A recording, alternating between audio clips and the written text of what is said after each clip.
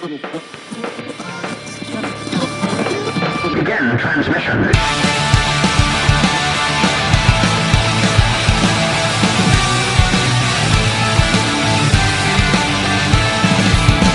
This is Dungeon Radio Hour.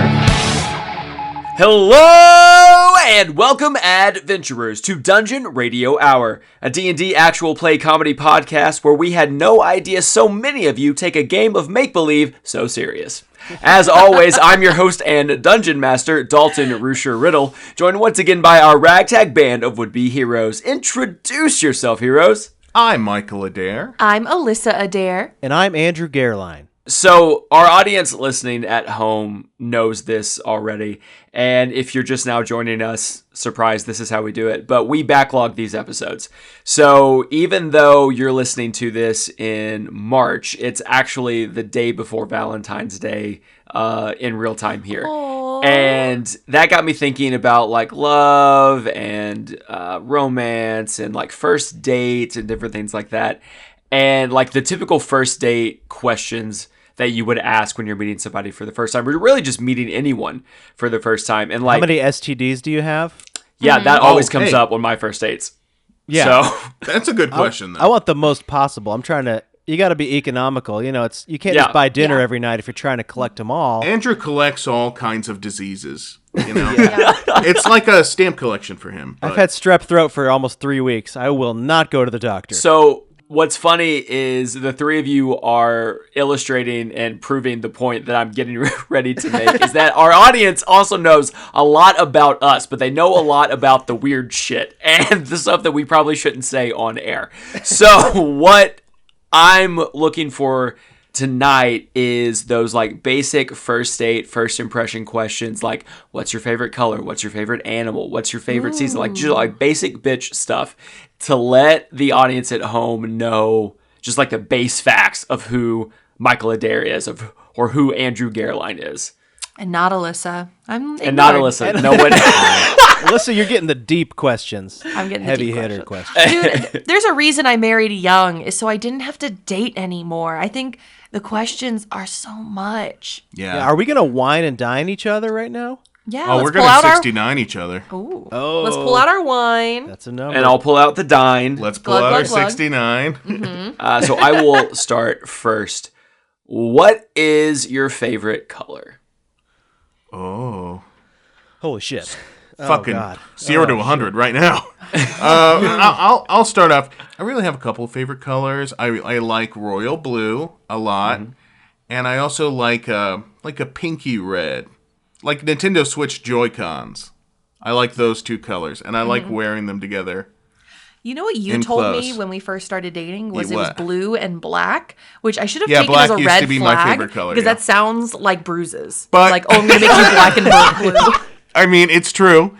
But I liked black a lot because I was just getting out of my goth teenage phase. I was As kind we of all transitioning to normal teen phase.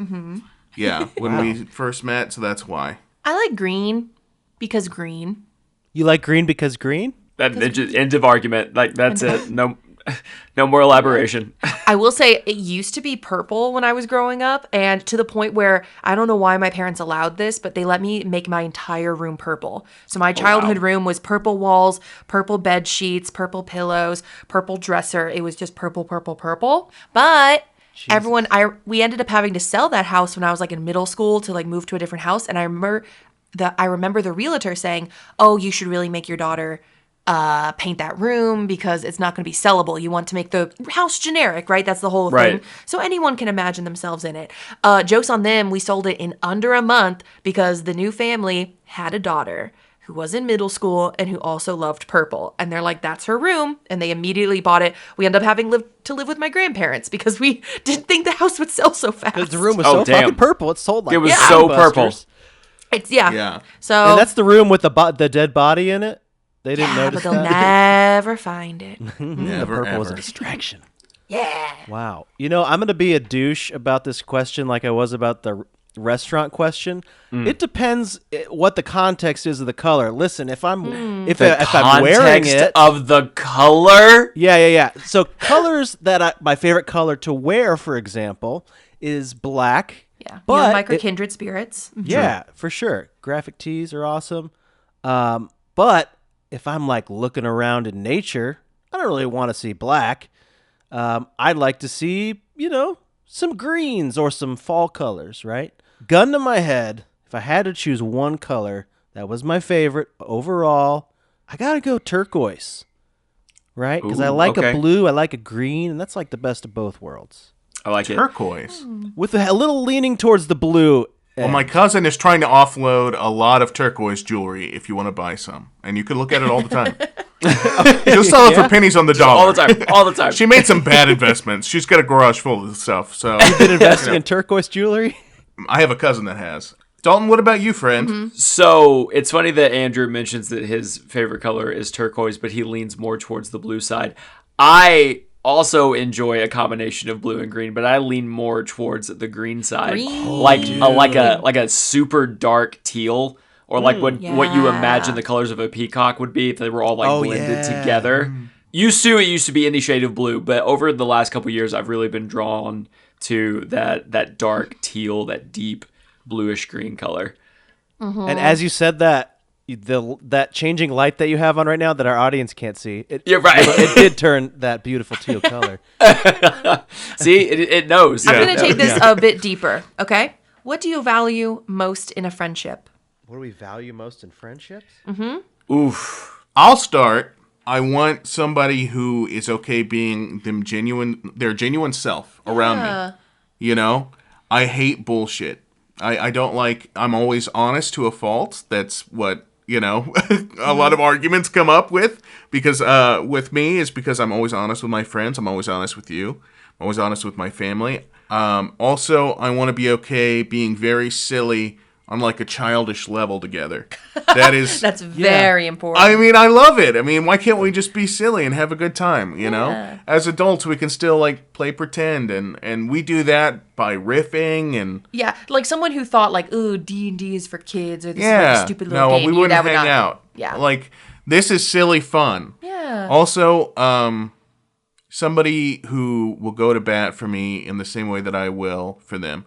Because I'll do just about anything for a friend. And if I'm willing to do that, it hurts if somebody else isn't willing to do that for me, Yeah.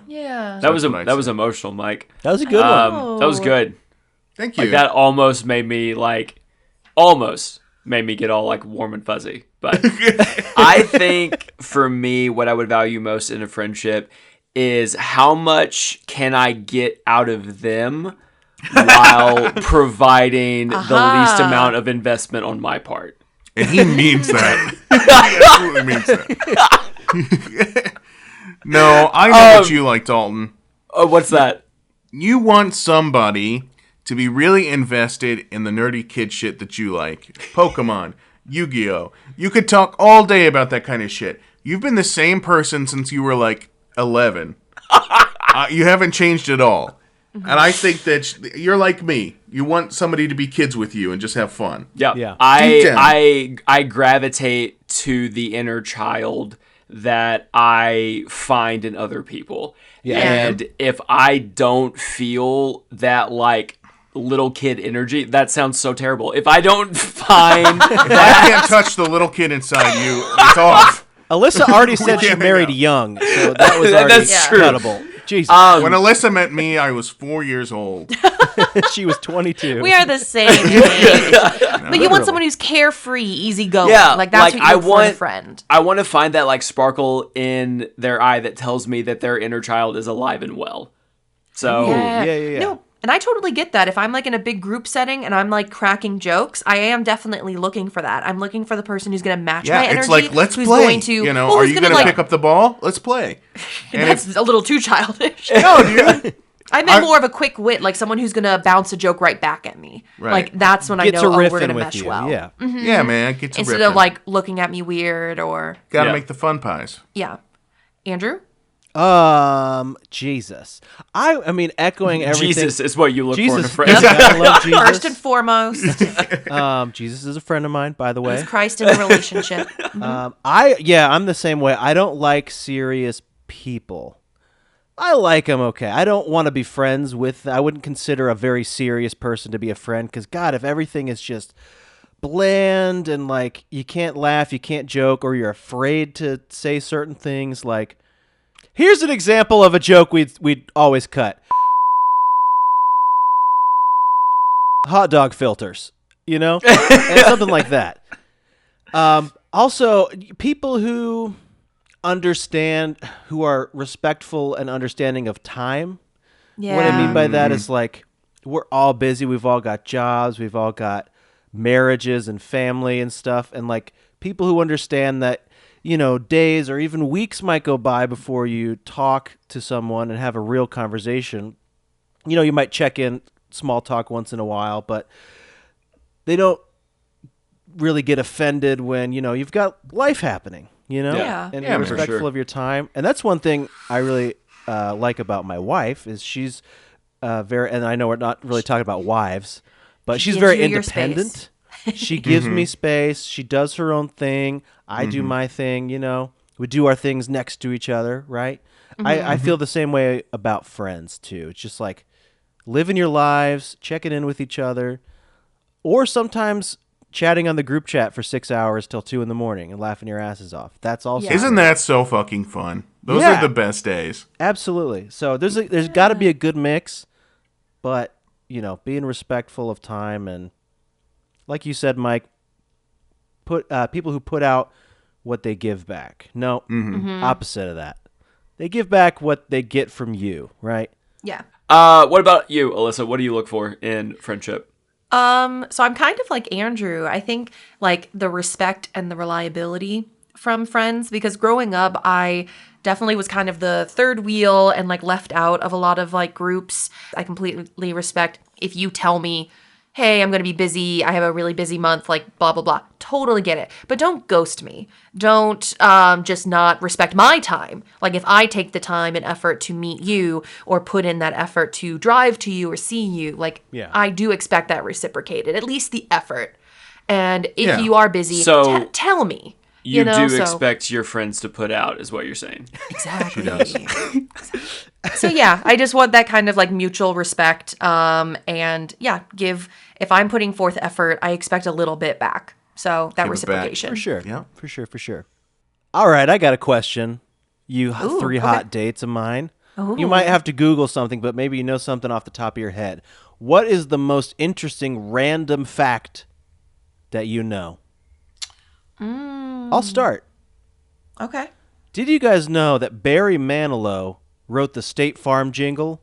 Like a good neighbor, State Farm is there. Fact, it is his biggest financial hit of his career. He gets paid every time it's played. I believe that jingles get money. He also wrote a bunch of other jingles, but that's his most famous one, is the State Farm song. I think the dad from The Facts of Life also wrote jingles, weirdly enough, like for other sitcoms and stuff. John Tesh wrote the ESPN theme. Those are just bouncing off of yours. I don't know what my most random fact is that I know. I know a lot of random useless shit. Right, but it's only like in the moment. Is it like, oh, by the way, like, Yeah. it's a fact. I'm trying to think of what mine would be. Did you know that just so many people die on Mount Everest and they can't be taken down because it's too dangerous to just go up and get the bodies? So if you do a trek up to the top of Mount Everest, you're just passing a bunch of dead bodies that are frozen in place, not decomposing. They are just frozen and there. Oh, God. I didn't even think about the Yeah. fact that they're not decomposing. And it's to the point where there are some that are so recognizable that they are now like landmarks. Like, oh, you're a third of the way up because you see the little dead girl you see in Greg, red. Greg with yeah. a weird eye? Yeah, you got to turn Yeah. left at that rock or Like you're going to fall you down joke, a but they do cliff. name them. Like, oh, this is so and so. Now you've made it like a third of the way. Oh, you ran into this one. Now you're halfway. like Toeless That's Charlie, the guy who ate his own insane. feet. Yeah, That is kinda gnarly. You've gone too far if you see Toeless Charlie. I would try to die in like a fun way.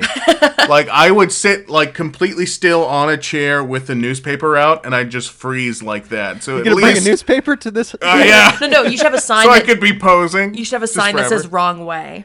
Oh, that's pretty Oh. good. Very good, Alyssa. Very tricky. Yeah, and the Yeah. people will be like, "Did I?" That's going to he's- lead to more corpses on that mountain. Oh, no. But very tricky. I like it. Yeah, so everyone who's ever died up there is still there. That's wild. They've done like a few treks, maybe of at least getting like the equipment and some other things. It's so maybe too a hard to get couple up there. bodies. But yeah, it's just not worth the money and time. It's like to, bring spending, people down. where is it, Nepal? Goddamn. Yeah, Nepal. Their resources on carrying down bodies. I know this from working at Expedition Everest in Florida. I saw a that meme the would other make day. sense. I don't know if it was true, but they said that climbers of Mount Everest are being urged to take all their poop down with them because there's too much poop Yeah, up there. there's too much frozen That's Who's pool. going to enforce that? Is there one minimum wage employee that has to go up once a year and clean up all the poop?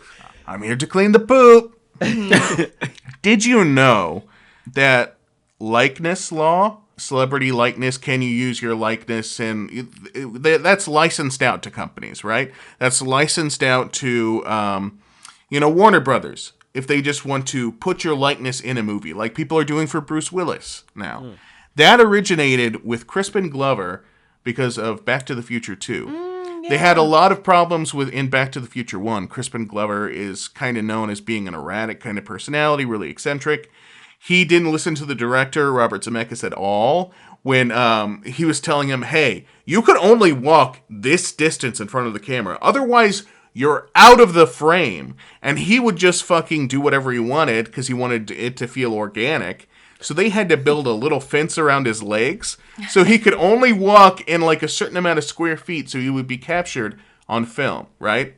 He was constantly on fucking drugs so and shit. silly. Like, Is Crispin Glover that good of an actor? I think he is a good actor, but Replace him with someone who can do it. Well, that's there what are they millions did. of eligible people. That's what they did for the second Back to the Future. Somebody else is wearing a mold of Crispin Glover's face that they took because they needed to apply old age makeup to him in the first, Back to the Future, right? So he's not actually in the second one at all? He's not in the second one. It's just another actor doing a Crispin Glover impression with the makeup mask on. makeup appliques of Crispin Glover on his face, right?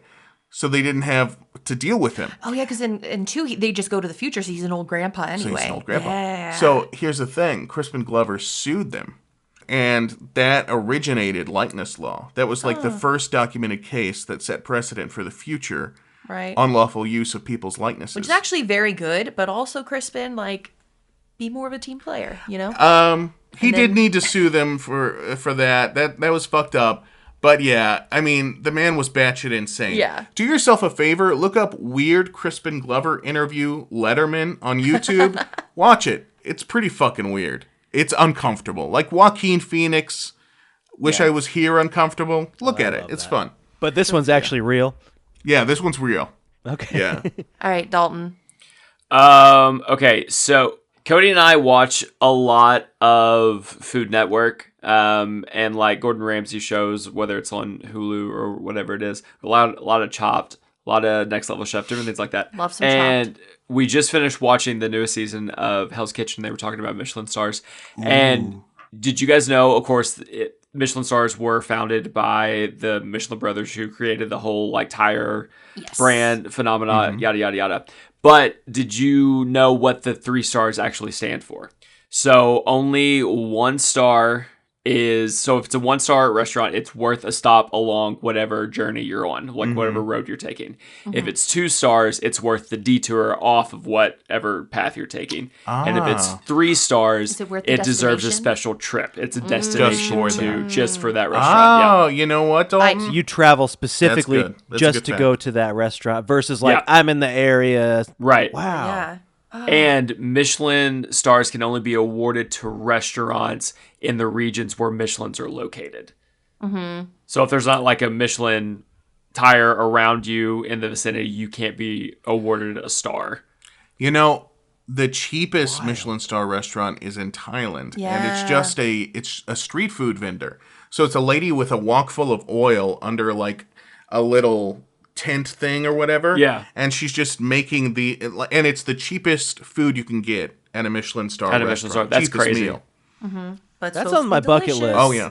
Yeah. I probably could never afford a 3-star, but I would at least like to go to a starred restaurant. 1, 2, 3, Right. doesn't matter. Yeah. Yeah. There's none in St. Louis or none in Missouri. I No. don't even- And there never will be. There's very No. few in the United States in general. Like, yeah, they're very it's stingy. really hard to get. They're all on the coasts. Exactly. Yeah. And it's even still few and far between. I bet if I Google it, it's I like think the food critics kind of snub their nose like at American cuisine, and that's why they're all over Europe, you know? If there's a great restaurant that knows it could get a Michelin star, but there's no tire shop, do you think they'd like lobby with a local angel investor to, like, we need to start a tire shop down the road? Yeah. We need a Michelin tire store here now. Yeah.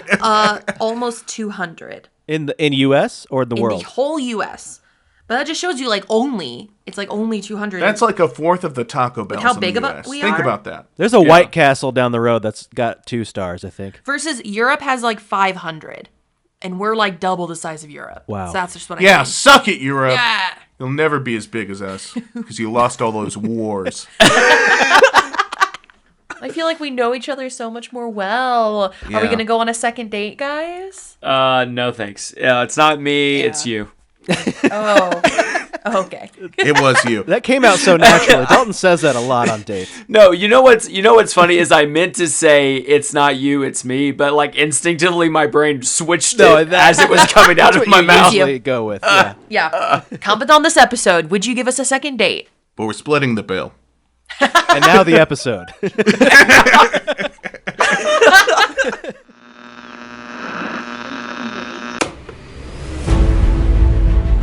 Last time on Dungeon Radio Hour. I could have had you 3 killed from the very beginning. I told Oh, you and we're supposed to thank you for that? only one was supposed to come through the portal that day.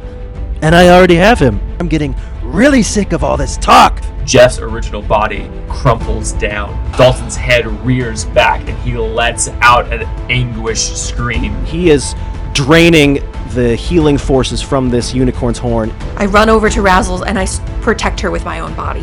I just eye it up and just let loose a bolt. And I draw my water ice bow back, and I'm aiming for the ruby itself. Everybody roll for initiative.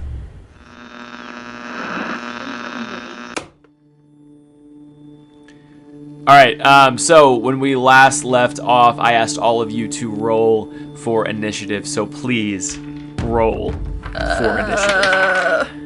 And then Andrew, you just rolled twice, once for you and then once for Jeff. 18. Jeff and I both got a 17. Both, you cheater. I know, dude. I rolled two separate d20s, and they both landed on 17. I got an 8. Oh, it's plus one. Actually, I won. 17. He got 16. Heh. Okay, so it's going to go Alyssa, Andrew, Jeff, Mike. So me. Oh, God. Yeah, Okay. so Alyssa, you're up first. Okay, well, I'm still casting silence, right? Yes. So with that, I really can't cast much because I've silenced myself. Am I right up on Jeff? I think I am. Yes, because Yeah, you're you were within kissing this- him when we left off. It was really weird. Yeah. Didn't make sense for the Weird. scene. Okay, looking at Jeff, I quickly release the silence spell, rush up to him, and punch him again in the face. But this time, I'm casting inflict wounds Oh, shit. as I do it. Okay, cool. So, Alyssa, you break concentration on your silent spell, and just like Andrew's silent spell in those earlier episodes, you hear an audible pop as this bubble of silence bursts, of all of the sound coming rushing back. You get this ringing in your ears as you come up on Jeff, and you throw a right hook right into him. Give me a roll to hit. 17. Cool. As you roll to hit, Jeff goes ahead and he makes the sound to pretend like he's getting hit. As it glances across his cheek, he just looks back at you and smirks. Oh, owie! Oh, wait! Not owie! You missed! did she miss? Is that what it She was? did miss. She did miss. A 17 misses? Jeff's AC is an 18. What? Yeah! Bet you didn't expect me to cast mage armor before this started, but guess what? I cast mage armor before we even made it to this room! I don't know what mage armor is. Well, now you do. Andrew, it's your turn. Yeah, Jeff? Well, guess what? Good luck with mage armor. I barely even use magic. And then I pull another string of my ice bow and I aim it right at his teeth. Just right at his mouth. Perfect. Andrew, roll to hit for me. 11. Cool. You watch as your watery arrow solidifies into a shaft of ice as it launches forward into the direction of Jeff's teeth. And as it comes closer and closer to him, you watch him open his mouth. And as he opens his mouth, the arrow flies in. But as it flies in, it begins to turn back into water as he drinks your attack. What? Thanks for the drink, fuckface. Fuck face is the voice. He's dodging everything, guys. It's Jeff's turn. After spitting out the water that Andrew just hid in his mouth, Jeff raises both of his hands and points at Andrew, and he would like to cast Dominate Person to take over my mind. Cool. So, Andrew, you need to roll a wisdom saving throw, Okay. and we're going to compare that to Jeff's spell DC. 16. Jeff saves an 18. Okay, so Jeff reaches out his hands and like a flash of energy comes out of his fingertips, but also that same flash of energy comes out of Andrew's eyes in the same moment. And he goes, "Grah!" And then he's just kind of watching. And then you hear me go, "Guys, hang on. Maybe Jeff has got a point, right? I mean, he's the most powerful wizard in the Forgotten Realms. Maybe we should join him. Don't you think?" And then with my hands, he is going to grab Mike and throw him down on the ground. Cool. Give me a contested athletics check. Andrew using your strength, Mike using your strength. Andrew got an 8. I beat that. I got a 9. Or no, 11. 11, sorry. Cool. So, Andrew, under the influence of Jeff, you reach out and you attempt to grab onto the neck of Mike's armor. And Mike, you have a reaction to that as you're able to fight him off. Mike, don't listen to him. It's like what Nesnar did to me. Sorry, Andrew. I know this is gonna hurt. I grab his wrist. I pull Andrew into me by the wrist with my left hand, and with my right hand, I just do an uppercut right to his chin, trying to knock some sense into him. Cool. Andrew, Mike, give me a unarmed strike. So a 1d4 plus your strength. Okay, let's see here. 2. I can't believe you'd hurt your own best friend. I'm sorry, dude. If you're still in there, I didn't mean it. I grab him around. I already moved. Somebody else do I something. say it's not your turn. Okay, yeah, you're right. I already moved. Alyssa, back to you. Andrew, snap out of it, okay? Snap out of it. And I cast Dispel Magic. Cool. Explain to me. It should also automatically end anything of 3rd level or lower. If it's higher, I have to roll. For sure. This is a 5th level. It's Okay. 5th level. Yeah. Okay, so I just have to beat a 15 then. Yeah. Damn, I did not. I got an 8. Okay. Cool. So, Alyssa, you raise your hands, and as you bring them down swiftly, so does this wave of magic that washes over Andrew as you attempt to cast Dispel Magic. But as it comes and washes down over Andrew, it seems to pass straight through him as the magic has no effect. But Andrew says, "Oh, thanks, Alyssa. I don't know what that was. I think Jeff was in my mind.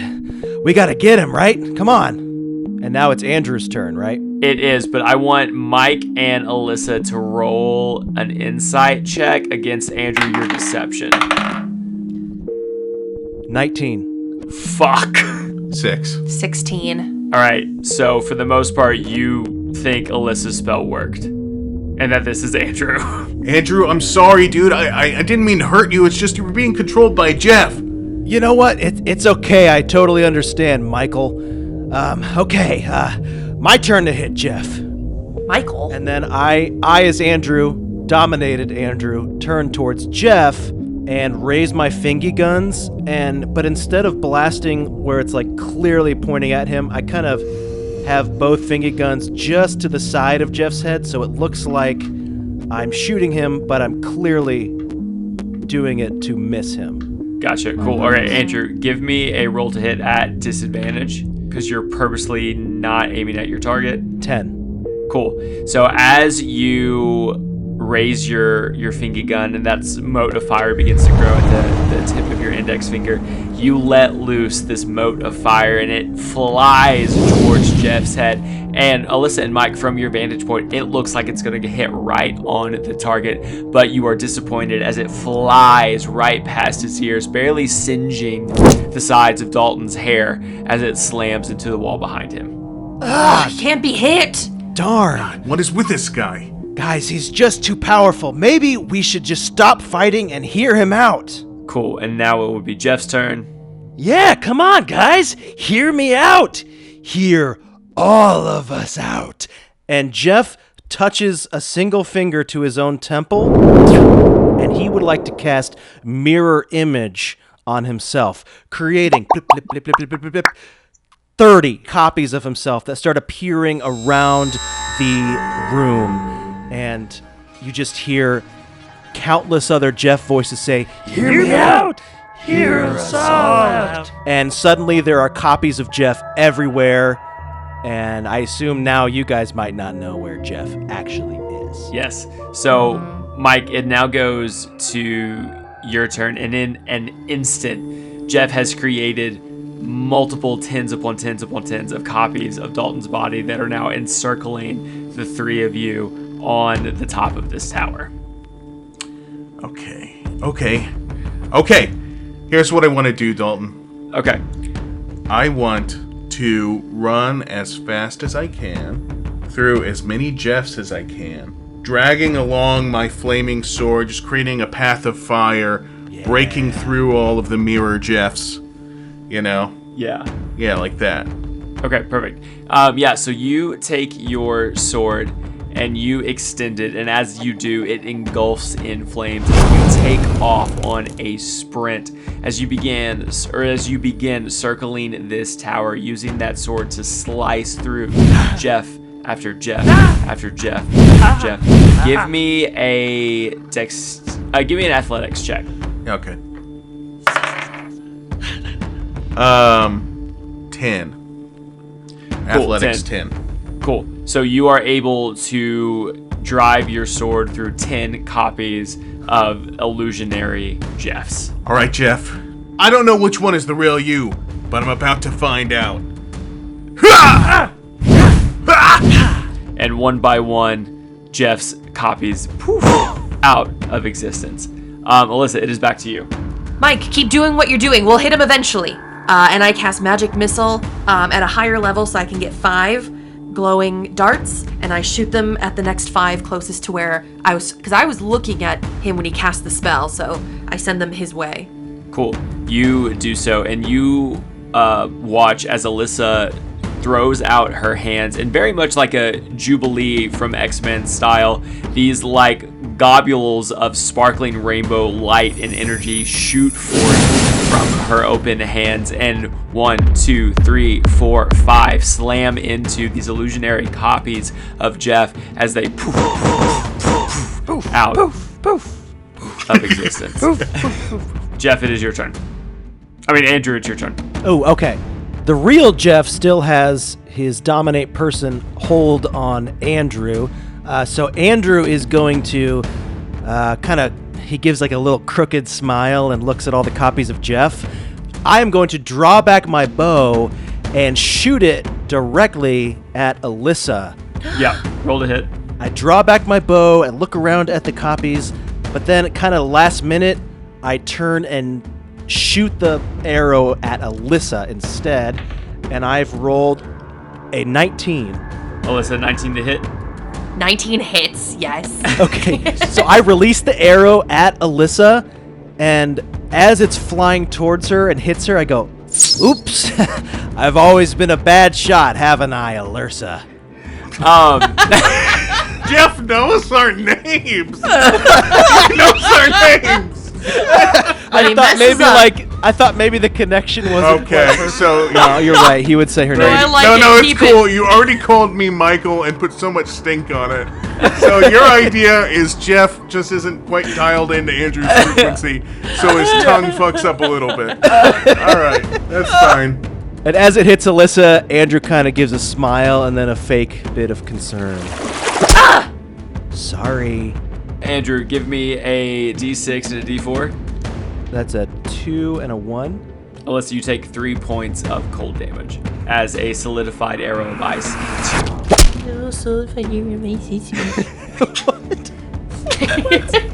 It is now Jeff's turn. Okay. Jeff, seeing the magic missiles that Alyssa just cast at him, at his copies rather, he's going to lift his hands and cast magic missile right back at her and Mike specifically. He's going to split the bolts of energy between the two of them. Cool. Question for you, Dalton. Yeah.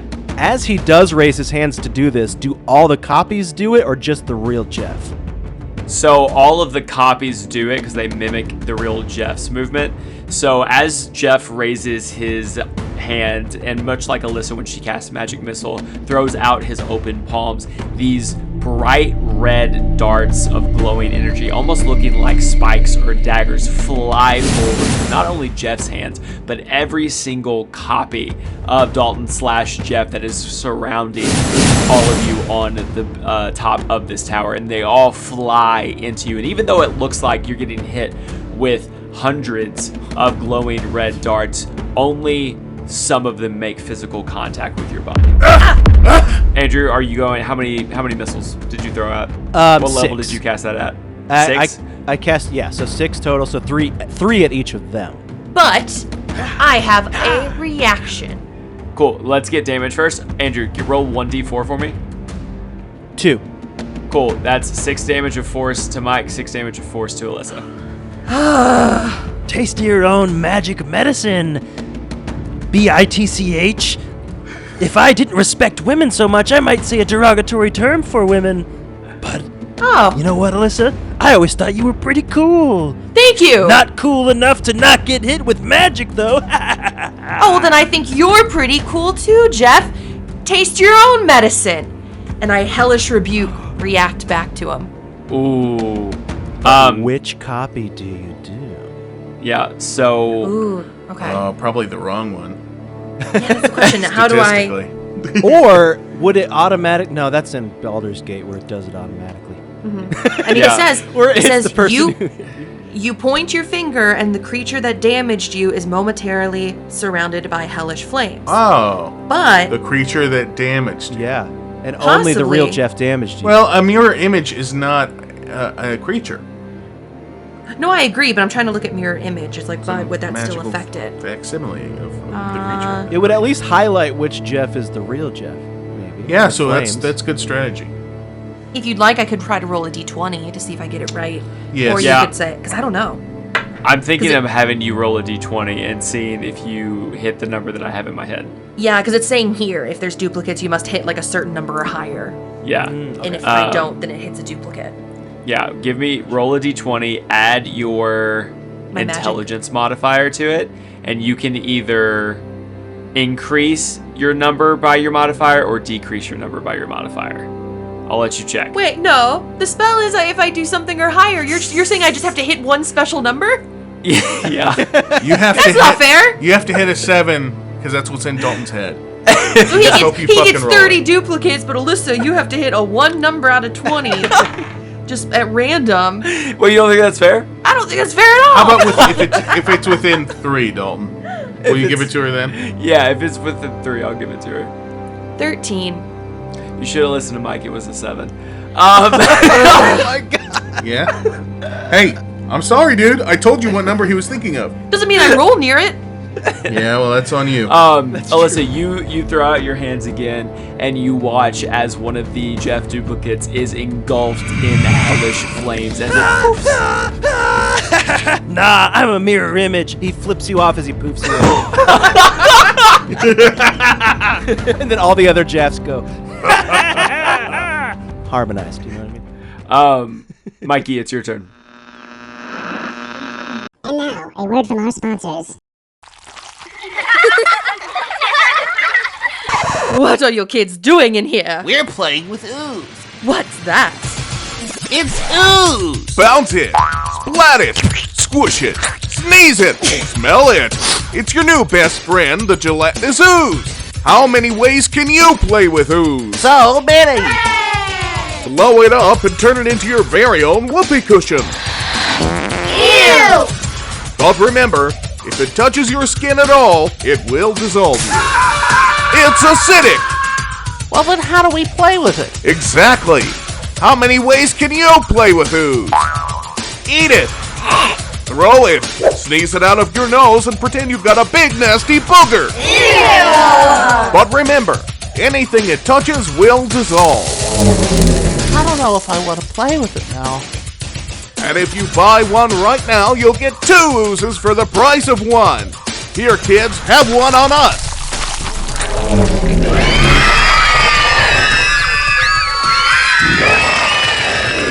It's ooze by Thaco.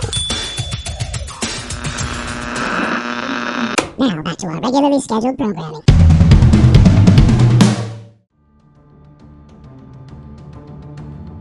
Mikey, it's your turn. You just messed up, Jeff.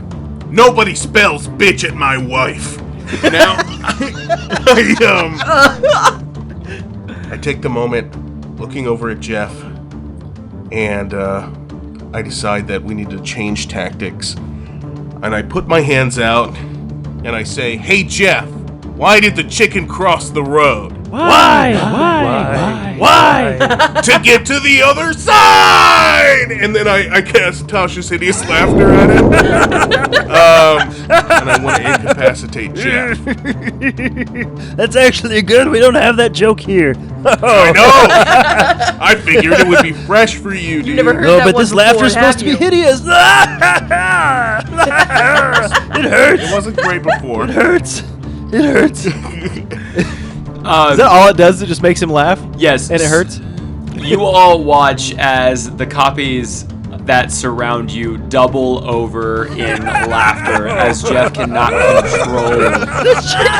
So the whole thing was, of course he's going to the other side. That's the whole reason you crossed the road. Oh, Mike. Oh, shit. Oh, it's hurting my abs. Oh, got it. Oh, ow. One of the copies poofs away. Laughs so hard He laughed to death. He laughed to R.I.P. Oh, shit. I did not. Hey, Starting to not feel real. I liked it, but I didn't. It was too hard. Yeah, You're always the funny guy. Boy, I know. you got more? Don't have more. Okay, Jeff, it was a good joke, but it wasn't a great joke. You know, you don't need to try to convince us to be your friend, okay? It's the way he told it. I also found it very hilarious. Mike is very funny. Stop it, controlled Andrew. I'm not controlled, Ashley. Yeah. Uh-huh. Sure. Okay. Alyssa or Ashley, it's your turn. My concentration's breaking. All right.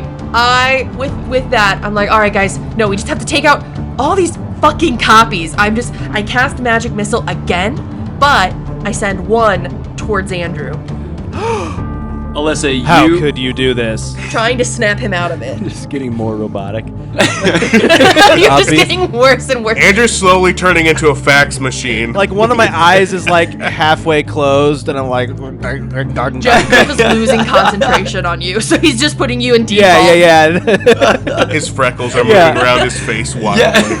I'm resetting to factory settings slowly.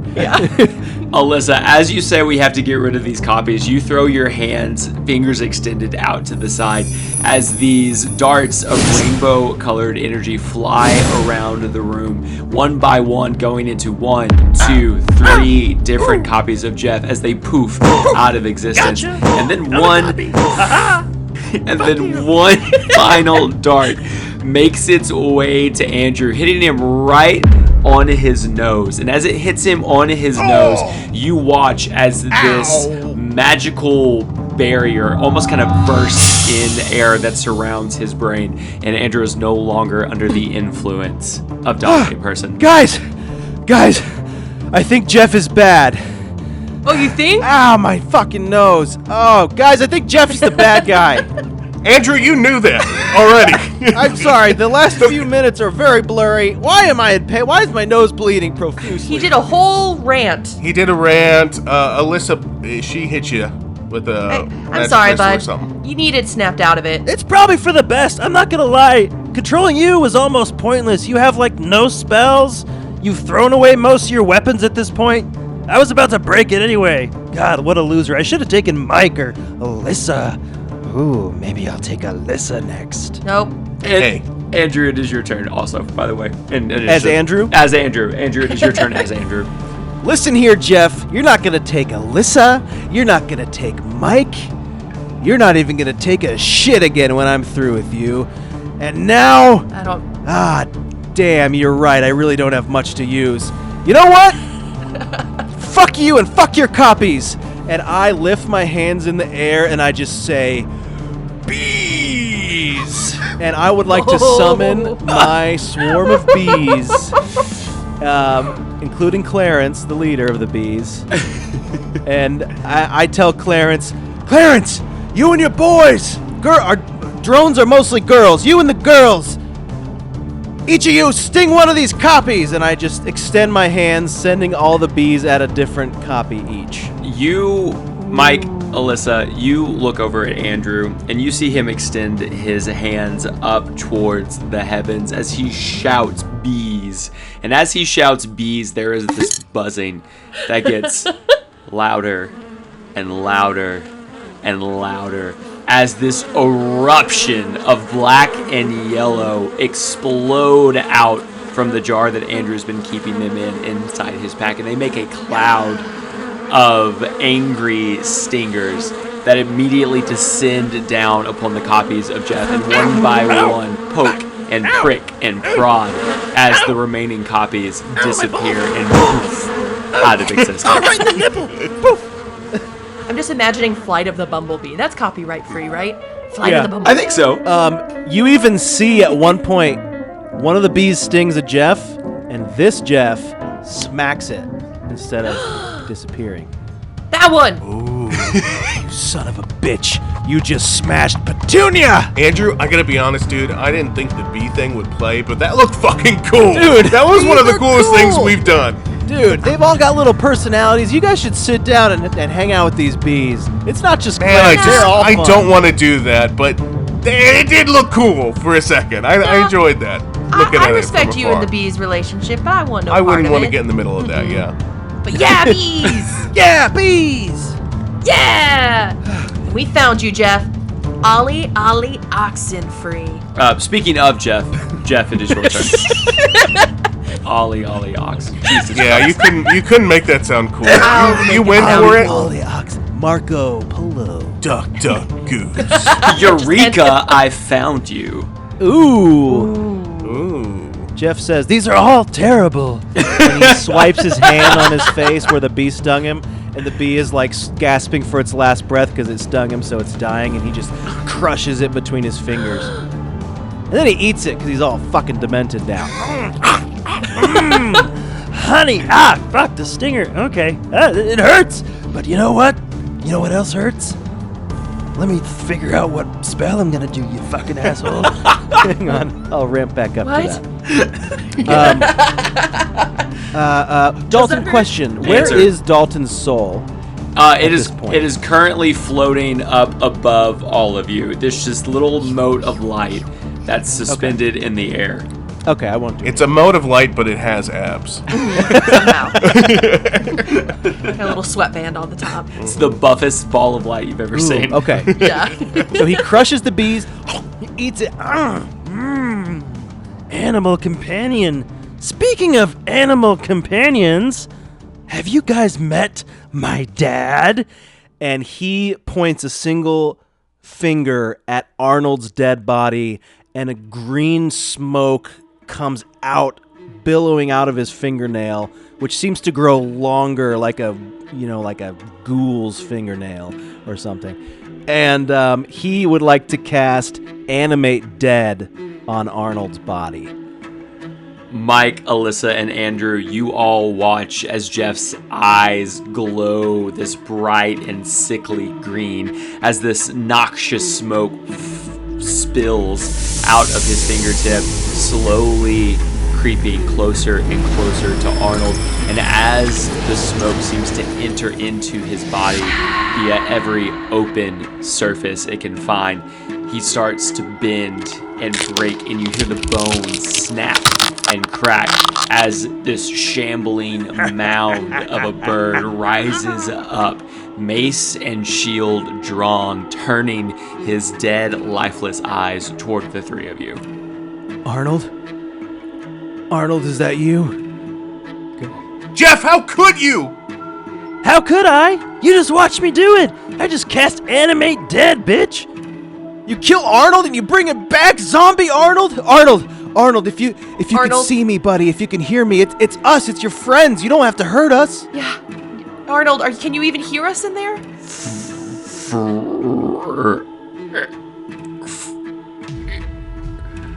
Enemies. And as he says enemies, his wings open up and he flies towards all three of you. Before you even have a chance to react, he lands in of wind as he takes his shield and bashes Andrew down to the ground onto his back.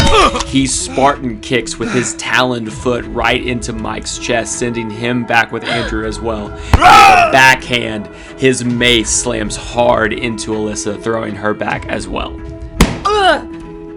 Oh fuck. Oh, Okay. Scary, No. Scary Arnold, bad Arnold, dead Arnold. Okay.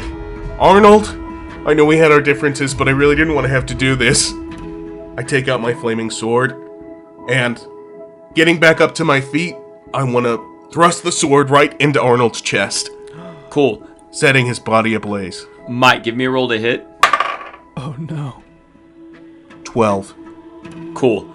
You run forward, thrusting your flaming sword, and exchange a series of blows. Your blade hitting Arnold's shield, crossing with his mace, both throwing sparks and flames all around the top of this tower. And with one great swing and thrust forward, that blade grazes the top of his shield as it slides closer and closer to his chest, stopping it right before it makes just the tiniest contact. And as the point of that blade begins to pierce his skin, this noxious green smoke begins to billow out. I'm sorry, Arnold. I'm sorry. Alyssa, it is your turn. While Mike has him held there, I get back up on my feet and I come over and I put my hand on Arnold's shoulder. And I say, yep, I'm so sorry, buddy. It's time to sleep. And I cast Turn Undead, which, if he's a low enough rating, is a Destroy Undead. Ooh. Oh god. To put him back to rest. Andrew, it's your turn. I see the green smoke sort of billowing out of him. I see the magic coming out of Alyssa's hand, going into his body. It seems to be sucking some sort of energy out of his body. And I know this is the time to strike. I pull out my bow. I draw a water arrow back, which cracks and forms into an ice arrow. I aim it right at Arnold's head. And I say, time to see your kids again.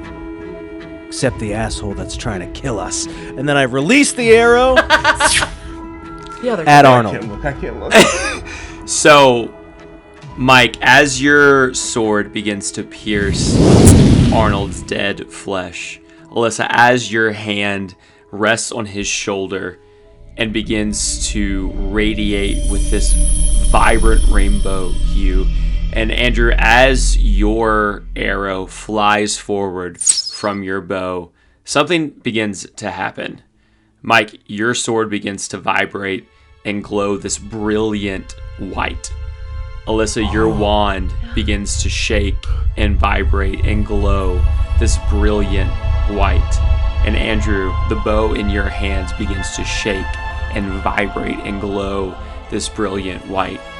Mike, your sword extends longer and longer.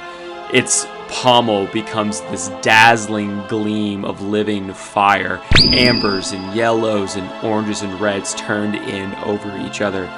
And the cross guard elongates into these two giant dragon-like wings. Whoa. Alyssa, your wand begins to elongate and become a staff. The top of it erupts into this brilliant pink flower-like tree that cascades vines and pollen and spores all down around you, while the wood itself seems to wrap around your wrist and connect it to your hand. That's really gonna fuck with your allergies. I can already feel the pollen. Yeah, okay, hold on. Oh. Andrew, that was wet. Your bow begins to almost shrink and then get larger and heavier as it turns into a double cannon crossbow. A brilliant blue color. What? With a tortoise shell finish with metal components interworked throughout. And as that arrow flies through the air, it turns into two arrows, seemingly shot out of this newly formed double-barreled crossbow, as the frozen arrows turn into these blasts of jetted water rushing forward into Arnold. And as the sword pierces, and as the hand radiates, and as these jets of water find their purchase in Arnold's skull, he erupts in flames, the smoke being sucked away from him as his head explodes into these thousands of feathered... Don't look at me like that. No! Into thousands of tiny pieces of bone and charred green feathers. I'm so sorry, Arnold. I didn't know I was gonna Jeff. turn into a turtle bow. I didn't know I was gonna explode into arrows and explode your head. Guys, I didn't want that to... Oh, his head exploded. Hey, Andrew. You didn't know. Jeff, how dare you try to use him against us? Excuse me? You guys just killed my dad again. You killed your dad. The first time. I killed him last time. You watched me. I brought him back to life. Let the record show he was brought back to life and y'all just exploded him. He wasn't alive, Jeff. He was undead. That's different. And this is sick. Do you not have any humanity left in you? You know what? No, I don't think I do. I think I said fuck humanity a while ago. All right, my dad is undead and now you just exploded him. Oh, God. Oh, God, he just exploded. He was my best friend. I know. Well, I'm here. I'm still here. No, he was better. He was just better. I wasn't gonna say anything. I don't think. You're just saying that. I think it's the moment. I Yeah. think it's the moment. And you're. It's the moment. Just in your feels. It's okay. If I exploded your head, I'd be saying you're better too. I know. Yeah. I know. And Don't that's do why that, though. I don't take offense. Jeff, you son of a bitch. Jeff, it is your turn. Son of a bitch. Come on. Bitch, my mother was the one parent I loved most. After all, she gave me this new lease on life. Speaking of life, time to end yours. He puts both of his hands together in front of him and kind of starts separating them out. And as he separates them, a spark forms between his hands, which grows bigger and bigger as he keeps separating his hands. And suddenly that spark turns into a flame, which turns into a full-on fireball, which he palms in his right hand and says, I never got to play catch with my dad, but I can play catch with my friends. Catch! And he throws the fireball in the middle of all three of us, basically where Arnold's body was. I need all of you to make a deck save.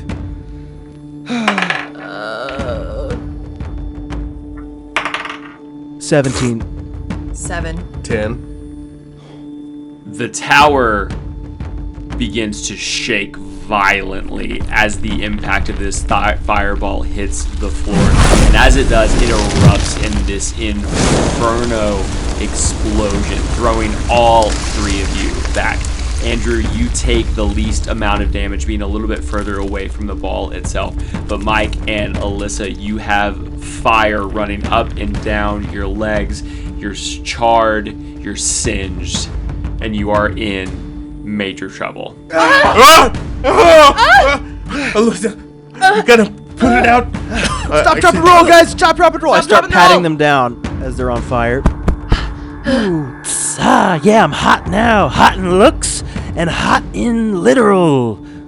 The three of you are huddled there together on the floor after being hit with this fireball. You are both badly injured. You know you need help in some capacity. Andrew, you are also worse for wear. As you look up at Jeff, this all-powerful wizard now, who seemingly can't be beat. I told you to join me. But this is what you wanted. You wanted to burst into flames and stuff. So, last chance, you three. Join me or die. Jeff, you didn't give us a choice. Because we're good people, we had to try to stop what you were doing. And I think that you've lost track of who you are. You used to be a good person too. I know that. And I see the sort of evil gleam in his eye. And I try to look past that.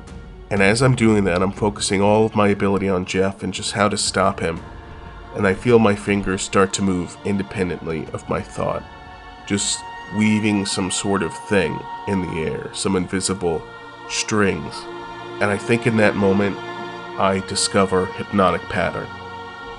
You do so. Andrew and Alyssa, you look over at Mike, and you see his eyes kind of roll back into his head just a little bit, and he kind of starts to hum to himself, and his arms are raised in this floating, effortless-like way as his fingers begin to move back and forth, and you start to see this faint pattern of lights begin to form in the air, and they get brighter and brighter the longer that Mike kind of begins to move and sway with them.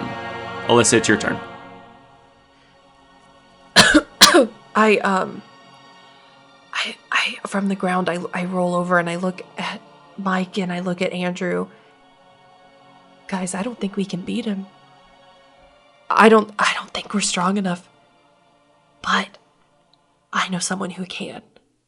And I turn and I look up and I see that Razzles is still there, lying where we left her.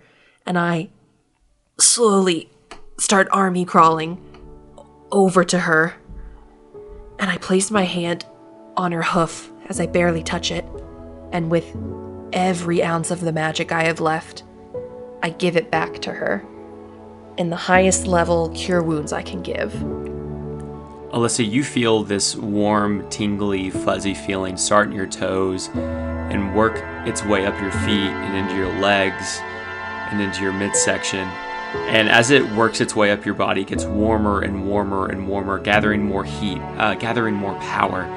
And you feel all of that energy surge forward from your hand into Razzle's palm that you are laying there holding, and you watch as that energy almost ripples across her still body.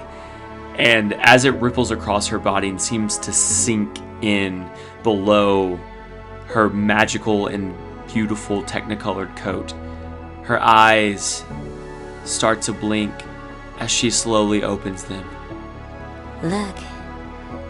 Look at the lights. Those lights are so, totally pretty. No, stay with us. Razzle, stay with us. You're back. You're here. Listless? I'm right here. Oh, Listless, what happened? I remember being in goo, and then, I remember you and your friends, and, I remember you found your other friend, you found him, and then it just all got dark. It was Jeff. Jeff took over.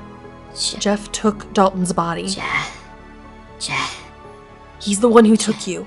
Jeff. I'm right here. Jeff. Hey, Jeff. hey, it's Jeff. I'm in Dalton's body. Really powerful now. Stole you too. Thought you might be the most powerful conduit, but actually no! It was someone from Earth. And check out his sexy new body. I start rubbing my new nipples. Check me out. Look at these abs, dude. Have you seen these triceps? Oh, yeah! That's gross. Make him, stop, please. Gross, you're gross. I haven't touched down there yet, but I'm getting ready to. No, don't like it. God, no. We don't like it. TMI. We'll see how it works later. How it works. Anything's better than my old one. Don't want to know how your old one worked, Jeff. It didn't. Oh my god. Andrew, it's your turn. Seeing Arnold's dead body, seeing all this stuff happen with Razzles waking up and Jeff and Dalton's body taunting us, I throw my bow down and I'm just bum rush this dude. I am going for a full-on tackle, and as I tackle, I want to sort of fingy guns into his chest and blast him while I tackle him to the ground. Cool. Andrew, you do so. You throw your newly evolved double-barreled crossbow down onto the ground, and you take off at a full sprint. You lower your shoulders, you tuck your head, and you pull your arms in close, making yourself as wide as possible, as wide and compact as possible, as you lunge forward into Jeff. And as you lunge forward, you pull those arms forward and you extend those fingers, and your fingers slam into Jeff, and your momentum carries you forward as you begin to take him down to the ground. As you take him down to the ground, you fire one, then two fire bolts into his chest, which knock him down onto the floor, slamming his head back against the stone as he looks up and is staring straight at Mike's newly formed hypnotic pattern. Hey, what is this? Hey, stop that! Stop it! Hey, he smacks his eyes, like trying to get Dalton's eyes. Stop looking at the damn lights. The damn Andrew, lights. make him look. I get up from having tackled him, and I kind of get behind him, and I just grab his face, and I'm like kind of digging my fingernails into the sides of his eyes and making him fully look at the pattern. Mike, whatever you're doing, keep doing it. I don't know what I'm doing. Mike, stop! Don't stop! Oh God, have you guys looked at this pattern? It's so cool. Stop! Get off! And he just starts sort of drooling at this point, and he stops resisting Andrew pulling his head in that direction, and he just kind of starts. As Jeff is focused on the hypnotic pattern, I don't know where the force is coming from, but I can feel my fingers weaving through the air more and more, the lights becoming more and more brilliant, the strings of the pattern starting to scatter out like a dream catcher, becoming bigger and bigger, hovering in the air. And as that happens, they all sort of connect as if in a web, and each empty space is filled with a different colored light, like a mosaic church window. And the light shines down more and more brilliantly, and then the lights start to move, becoming animated. Razzles, now being conscious and looking up and looking at the lights again and realizing what's happening, walks over to Mike, who is subconsciously still moving his arms, moving his hands, and weaving this pattern throughout. And she comes up right against his side, and she places her mane to where his hand can grasp it freely. And she says, This time, touchy. and as she says, this time, touchy, the lights take on this even brighter shine as they begin to move more rapidly and begin to take shape and take form. Razzle's mind meld powers, that you have affectionately called it, has now started to integrate with Mike's hypnotic pattern. and the forms take shape and start to lay out a scene in front of all of you. A scene that has completely enthralled Jeff with its images. And you see a man and a young boy out in the yard in front of a cottage in the middle of the woods, playing together.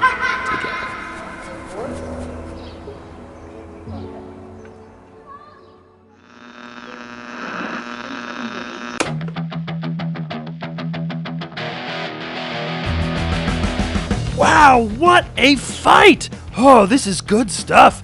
Pay-per-view level, truly. The reigning world champion, Jeff E. Jefferton versus, well, anyone you can think of. Thor, God of Thunder? Pfft, more like God of Diapers. Superman? More like off-brand Root Beer Man. What else? Tiamat, Goddess of Dragons. Actually, Tiamat, if you happen to be listening with one of your 5 heads, I'm still single, miraculously, and I'm very open to reptilian intercourse, so, hit me up, girl. Gosh, no, but this fight sure is explosive. I wonder how it's gonna turn out. Other than the fact that I'm going to win, clearly. Ignore the last couple minutes there. That was just, clever editing. Clever editing. I still have the upper hand. God, I'm good. Remember when I made dozens of copies of myself? Ladies, just so you know, I can do that in the bedroom. So, if you're disgusted by one of me, imagine 30 Jeffs, nude and glistening. What's that do to you? Hopefully that's better than just one of me, right? I mean, come on. 30 negatives make a positive. Anyway, be sure to tune in for the Season 1 finale on April 2nd. Holy cow! I can't believe this season is almost done. I heard a rumor that Season 2 has already been greenlit. But more on that later. So keep the volume up, the dial tuned in, and always say yes to Jeff, because now you've seen what happens if you don't. Bye for now, kids.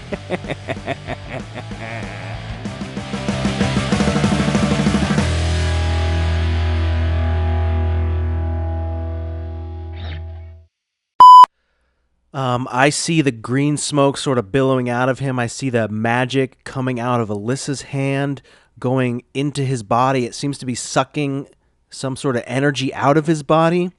And I know this is the time to strike. I raise both my fingy guns up, and I say, "You always said you wanted to be cremated. Goodbye, buddy." When did he? I know this is a serious moment, but I don't think that discussion happened. We were walking on a path one day, and he was like, And he's like, I would "If I- love to not be buried in a casket Listen, forever." I have some paperwork, and I'd love for you to be my power of attorney should anything happen to me.